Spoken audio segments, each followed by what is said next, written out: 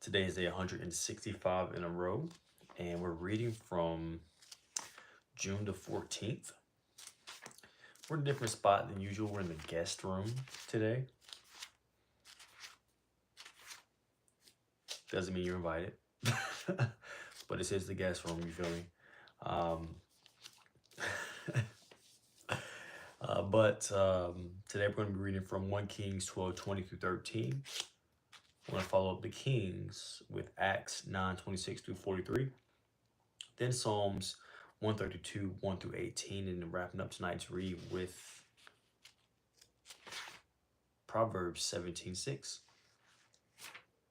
Okay, and without further ado, let's get into day 165, 165 days in a row, chat.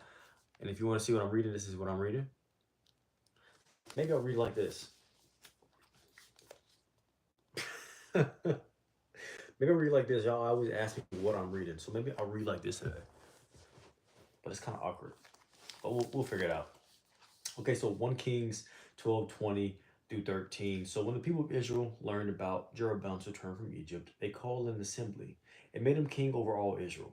So only the tribe of Judah remained loyal to the family of David. When Rehoboam arrived at Jerusalem, he mobilized the men of Judah and the tribe of Benjamin, 180,000 select troops, to fight against the men of Israel and to restore the kingdom to himself. But God said to Shemaiah, the man of God, say to Rehoboam, son of Solomon, king of Judah, and to all the people of Judah and Benjamin, and to the rest of the people, this is what the Lord says: do not fight against, listen to the chat, your relatives, the Israelites. Go back home, for what has happened is my doing. So they obeyed the message of the Lord and went back home as the Lord had commanded. Jeroboam then built up the city of Shechem in the hill country of Ephraim, and it became his capital. Later he went up and built up the town of Peniel. Jeroboam thought to himself, unless I am careful, the kingdom will return to the dynasty of David. When these people go to Jerusalem to offer their sacrifices at the temple of the Lord, they will again give their allegiance to the king Rehoboam of Judah. They will kill me and make him their king instead. So, on the advice of his counselors, the king made 2 gold calves. He said to the people, it is too much trouble for you to worship in Jerusalem. Look, Israel, these are the gods who brought you out of Egypt. He placed these calf idols in Bethel and in Dan, at either end of his kingdom. But this became a great sin, for the people worshipped the idols, traveling as far north as Dan to worship the one here. Jeroboam also erected buildings at the pagan shrines and ordained priests from the common people. What's up, Reyes Free Fire?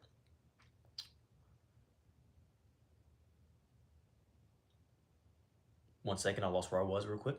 Jeroboam erected buildings at the pagan shrines and ordained priests from common people. Those were not from the priestly tribe of Levi, and Jeroboam instituted a religious festival in Bethel, held on the 15th day of the 8th month, in imitation of the annual festival of shelters in Judah. There at Bethel, he himself offered sacrifices to the calves he had made, and appointed priests for the pagan shrines he had made. So on the 15th day of the 8th month, a day he made himself had designated, Jeroboam offered sacrifices on the altar of Bethel. He instituted a religious festival for Israel, and he went up to the altar to burn incense.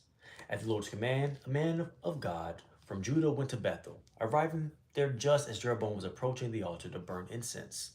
Then, at the Lord's command, he shouted, O altar, altar.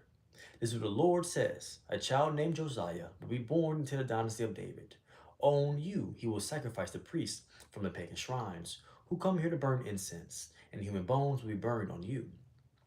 That same day, the man of God gave a sign to prove his message. He said, the Lord has promised to give this sign. This altar will split apart, and its ashes will be poured out on the ground. When King Jeroboam heard the man of God speaking against the altar at Bethel, he pointed at him and shouted, seize that man. But instantly the king's hand became paralyzed in that position, and he couldn't pull it back. At the same time, a wide crack appeared in the altar, and the ashes poured out, just as the man of God had predicted in his message from the Lord. The king cried out to the man of God, please ask the Lord your God to restore my hand again. So the man of God prayed to the Lord, and the king's hand was restored, and he could move it again. Then the king said to the man of God, come to the palace with me and have something to eat, and I will give you a gift. But the man of God said to the king, even if you gave me half of everything you own, I will not go with you. I will not eat or drink anything in this place, for the Lord gave me this command. You must not eat or drink anything while you are there. And do not return to Judah by the same way you came. So he left Bethel and went home another way. As it happened, there was an old prophet living in Bethel, and his sons came home and told him what the man of God had done in Bethel that day. They also told their father what the man had said to the king. The old prophet asked them, which way did he go? So they showed their father which road the man of God had taken. Quick, saddle the donkey, the old man said. So they saddled the donkey for him, and he mounted it. And then he rode after the man of God, and found him sitting under a great tree. The old prophet asked him, are you the man of God who came from Judah? Yes, I am, he replied. Then he said to the man of God, come home with me and eat some food. No, I cannot, he replied. I am not allowed to eat or drink anything here in this place. For the Lord gave me this command, you must not eat or drink anything while you are there. Do not return to Judah by the same way you came. But the old prophet answered, I am a prophet too, just as you are. And an angel gave me this command from the Lord, bring him home with you so you can have something to eat and drink. But the old man was lying to him. So they went back together, and the man of God ate and drank at the prophet's home. Then while they were sitting at the table, a command from the Lord came to the old prophet. He cried out to the man of God from Judah, this is what the Lord says. You have defied the word of the Lord and have disobeyed the command the Lord your God gave you. You came back to this place and ate and drank where he told you not to eat or drink. Because of this, your body will not be buried in the grave of your ancestors. After the man of God had finished eating and drinking, the older prophet saddled his own donkey for him. And the man of God started off again. But as he was traveling along, a lion came out and killed him. His body lay there on the road. How you doing, Muhammad? Play games so then everybody will watch it. That's pretty funny. That's pretty funny. Okay, after the men of God had finished eating, that's not the time or place for that right now. That's something for a different stream. We do this stream for this stream every single day. After the men of God had finished eating and drinking, the old prophet saddled his own donkey for him, and the men of God started off again. But as it was traveling along, a lion came out and killed him. His body lay there on the road with the donkey and the lion standing beside it. People who passed by saw the body lying in the road and the lion standing beside it. And they went and reported it in Bethel. But the old prophet had lived. When the prophet heard the report, he said, it is the man of God who disobeyed the Lord's command. The Lord has fulfilled his word by causing the lion to attack and kill him. And then the prophet said to his sons, saddle a donkey for me. So they saddled the donkey, and he went out and found the body lying in the road. The donkey and the lion were still standing there beside it, for the lion had not eaten the body nor attacked the donkey. So the prophet laid the body of the man of God on the donkey and took it back to the town to mourn over him and bury him. He laid the body in his grave and cried out in grief, O my brother. Afterward the prophet said to his sons, when I die, bury me in the grave where this man of God is buried. Lay my bones beside his bones. For the message of the Lord told him to proclaim against the altar in Bethel and against the pagan shrines in the towns of Samaria will certainly come true. But even after this, Jeroboam did not turn from his evil ways. He continued to choose priests from the common people. He appointed anyone who wanted to become a priest for the pagan shrines. This became a great sin and resulted in the utter destruction of Jeroboam's dynasty from the face of the earth. And now, chat? Yeah, later, but we have different streams for different things, you know? This stream is for the one you're about to read. You feel me? So Acts 9:26 through 43. When Saul arrived in Jerusalem, he tried to meet with the believers, but they were all afraid of him. They did not believe he had truly become a believer. Then Barnabas brought him to the apostles and told him how Saul had seen the Lord on the way to Damascus, and the Lord had spoken to Saul. He also told them that Saul had preached boldly in the name of Jesus in Damascus. So Saul stayed with the apostles and went all around Jerusalem with them, preaching boldly in the name of the Lord. He debated with some Greek-speaking Jews, but they tried to murder him. When the believers heard about this, they took him down to Caesarea and sent him away to Tarsus, his hometown. Then the church then had peace throughout Judea, Galilee, and Samaria, and it became stronger as believers lived in the fear of the Lord. And with the encouragement of the Holy Spirit, it grew in numbers. Meanwhile, Peter traveled from place to place and came down to visit the believers in the town of Lydia. There he met a man named Aeneas, who had been paralyzed and bedridden for 8 years. Peter said to him, Aeneas, Jesus Christ heals you. Get up and roll up your sleeping mat. And he was healed instantly. Then the whole population of Lydda and Sharon saw Aeneas walking around, and they turned to the Lord. There was a believer in Joppa named Tabitha, which in Greek is Dorcas. She was always doing kind things for others and helping the poor.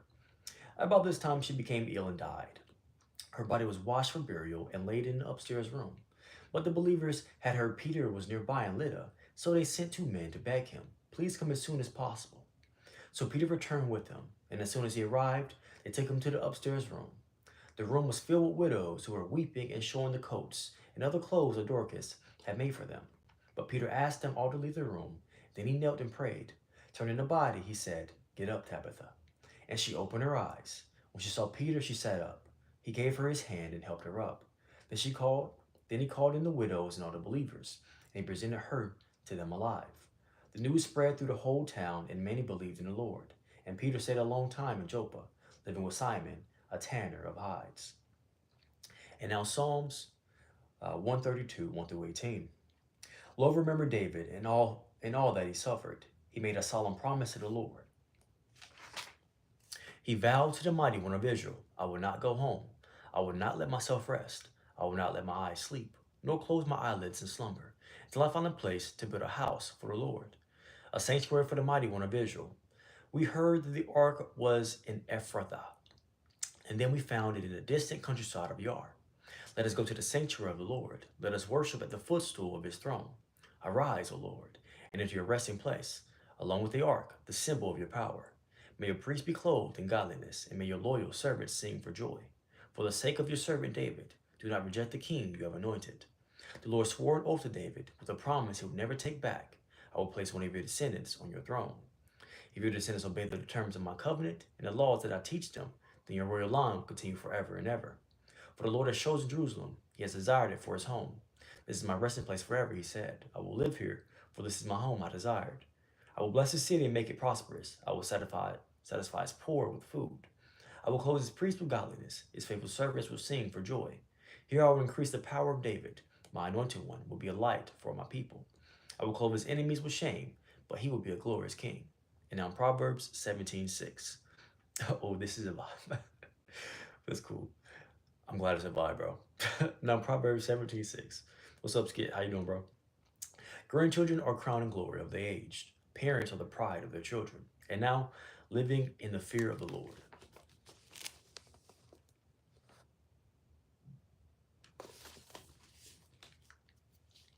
The first followers of Christ produced miraculous results that brought glory to Christ and won many to him. Seeing a lame walk, run, and dance, watching their blind friends see, they couldn't not believe. Word traveled fast. They also lived in the fear of the Lord. The Lord was first. The Lord was the foundation of every aspect of their lives. Fearing the Lord, they respected him and lived as he would had them live. Living in the fear of the Lord eliminates the common fears of everything else. And now, chat, we're going to turn on this camera real quick, and I'm going to ask for clarity, wisdom, and discernment on today's word, and I'll be right back.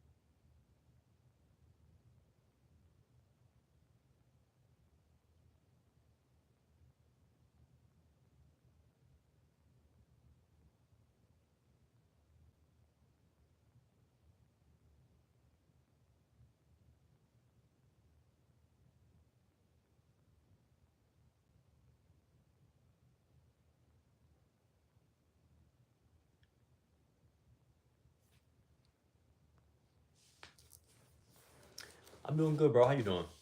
This is the guest room. uh, we're doing the upstairs read today. But let's go back over our verses that we read. So we read from Kings 12:20 through 13. We follow that up with Acts 9:26 through 43, and then Psalms 132, 1 through 18, and then we wrapped up tonight's read with Proverbs 17:6. So we're going to start off with reading Proverbs really quickly. So Proverbs 17:6, grandchildren are the crown and glory of the age, and parents are the pride of their children. Um, you know, kids are a blessing from God, as always. What's up, Baxtior Okilov? Ah, Uzbekistan. Oh, that's pretty cool. That's pretty cool. I'm sorry if I butchered your name, but I do know how to read Uzbekistan. How you doing, man? Welcome to the chat. I probably destroyed your name. Not gonna lie. I'll get better with my pronunciation of things for sure. But like Proverbs says, you know, children are the the best thing that we can have. One of the blessings, one of the great blessings that we have from God, because that's God trusting you with you know, one of those little ones. You feel me? God trusts you when He blesses you with kids. That means God trusts you to. He believes that you have what it takes to raise that child. You know, so um, kids are definitely a blessing. Can't wait to I get to have my real kids one day. Okay. We also read though from Acts 9:26 through 43. I do have my boys though, Eli and Alfie. But when I get to have my like little ones, I'm pretty excited for that. But Acts 9:26 through 43, um, this story was about it was about Saul when he was turned over to a believer, right? Um, I know I bodied his name. I know. I appreciate you being cool about it though, bro. Oh man. But I know I bodied your name, bro. But this is a story about when Saul became a believer, but people weren't ready to take that in yet, right? It took some time for people to, just like in everyday life, when you decide to change, you decide to be um, you decide to let go of your old ways. It takes time for people to let go of the person they believe you still to be, right? But um, if you don't bend and go back to that old person, then eventually, right, the times you change, right? So if you don't, if you decided to change, you decided to be a different person, if you decided some old ways were not you anymore, the people around you may not accept you immediately or accept the fact that you are able to change immediately. But if you stay steadfast and you keep at it, then the perspectives will change, right? So but Saul personally had to go through that, right? Um, just because he was out there taking bodies. So I mean, there's no wonder why, right? People would be on edge about that, right? I'd probably be on edge about that too, like but you know, with anything though, things take a little bit of they take a little bit of persistent effort.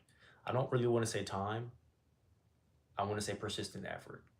Um, to to really make things new, right? So um, but then we also talked about Peter's story, um, and about how those miracles brought more people over, right? So um, that's a story for a different day. Let's keep on reading. Our message was about Saul, right? And then we also read from 1 Kings 12:20, excuse me, through 13.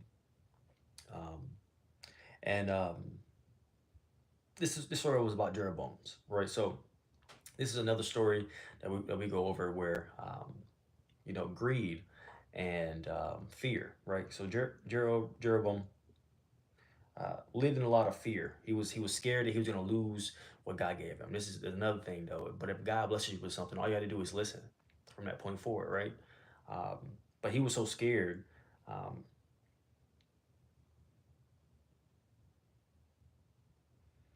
he was so scared to lose it all that he was willing to do anything. So he made false gods, right? He made the people believe in something else, right? He wanted to sway them to not go back the other way. Um, He was willing to do literally anything. He was willing to make people who were not ready, give them a position that they weren't ready for, right? Which would only lead to their destruction anyways, right? But he was willing to do anything because he was scared, but he was scared of the wrong things, right? He should have respected God and been more scared of God than being scared of what a person could do to him. He was scared about what the people could do to him, rather than to fear God enough to realize that, hey, I'm doing something that's messed up. I should be worried about what God would do rather than what people would do, you know? um, and that's, I mean, as a person, sometimes you can get in that type of perspective, but this story is to remind us to not follow in those footsteps, right? This story is to remind us to not be scared of what people can do, right? People can't stand up to God for real, you know, not even for real, but at all, you know. So don't be worried about what people can do or what people can say or how people are going to judge or whatever is going to happen, because if God has ordained something for you, if God already spoke to you and said this is yours, can't nobody take it from you. All you do is listen from that point forward. But, you know, Jeroboam was fearing the wrong things. He feared people more than he feared God, right? So let's take that into account in our daily lives. What people got to say don't matter. They come and go, you know. The only thing that lasts forever is God anyway. So um, people come and go. So don't be worried about what people got to say about anything.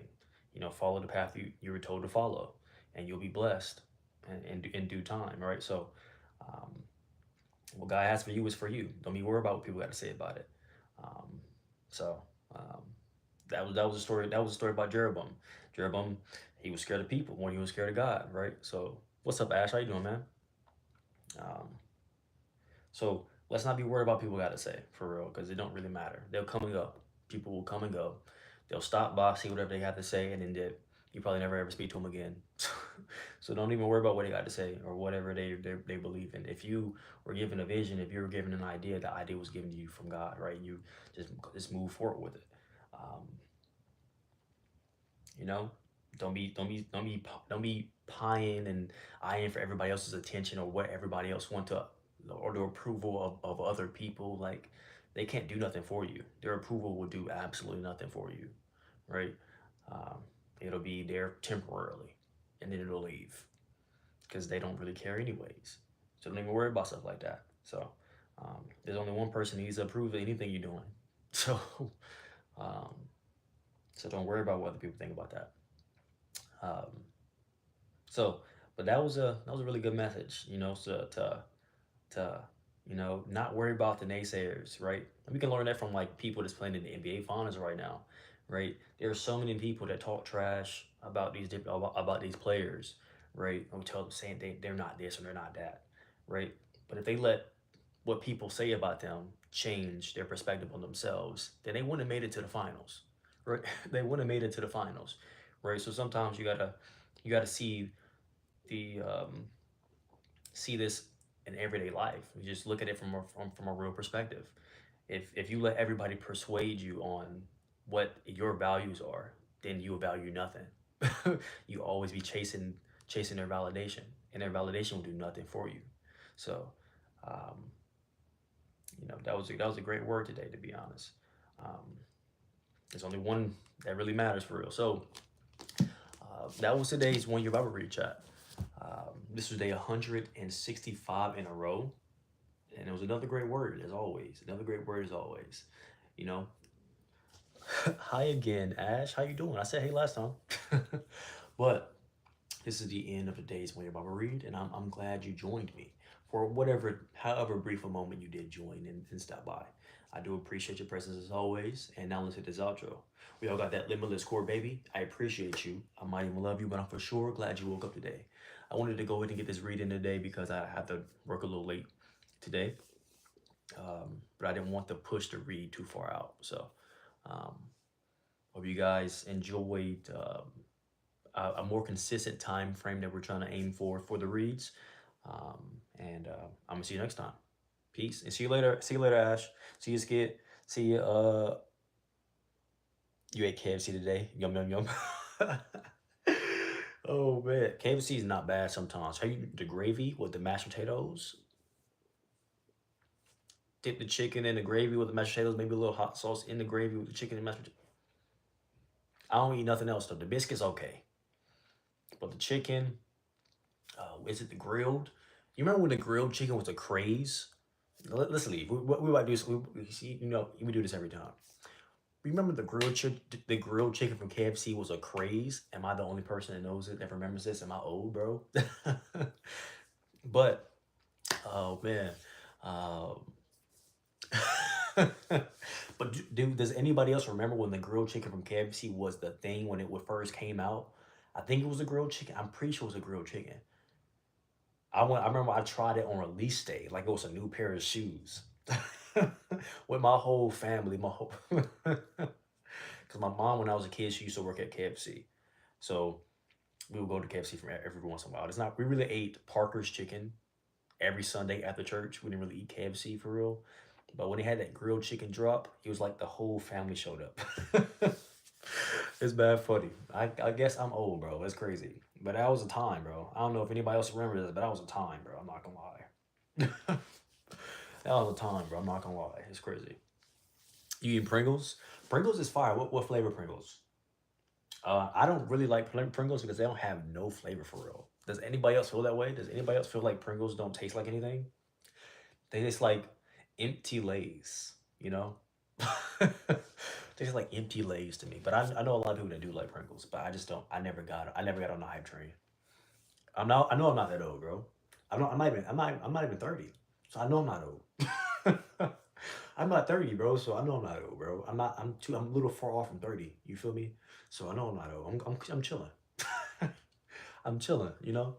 Um, but I do have to dip though, because I do have to work. So I'm about to get a sidetracked and look at the clock, and it's gonna be time for me to be downstairs in 30 seconds, you know? So um I felt that flavor explode from the KFC. Bro, I'm just saying, KFC with the mashed potatoes and a little bit of hot sauce in there, just mix it up a little bit. Hits. It hits. It hits. Turn them over I know, right? You got to turn it over and shake it a little bit for the flavor to come from the bottom of the can to go to you know, you know. But sometimes, right, is there's like no real flavor in the bottom of the can. It just hurts me to eat the Pringles, and there's like nothing in the can. It hurts my soul to have wasted those calories. It hurts my soul. You feel me? To have wasted those calories on some unseasoned chips. You feel me? So I don't even try. I don't even test my luck with the Pringles no more. Oh man. No, the chip. Oh, so you dumping it on each chip? That's some crazy effort. There's no way I'm spending that much effort in my life on some Pringles. But hey, I understand. I understand. I understand. I understand. I mean, I've like finessed up some noodles. I've made some crazy noodle combinations in my life, so I understand being extra. Just for a little bit of extra oomph on the food. You feel me? So, um, but let's actually, I actually have to go. So y'all have a go and listen to the outro one more time. We all get a limit score, baby. I appreciate you. I might even love you, but I'm for sure glad you woke up today. I'm gonna see you next time. I'm gonna do the today's Thursday reading for Think and Grow Rich. It's not a read; it's the application day. It's application day on Thursdays. So we're gonna do the application day for Thursdays. Think and Grow Rich, and I'm gonna see y'all then. But peace. See you later. I know the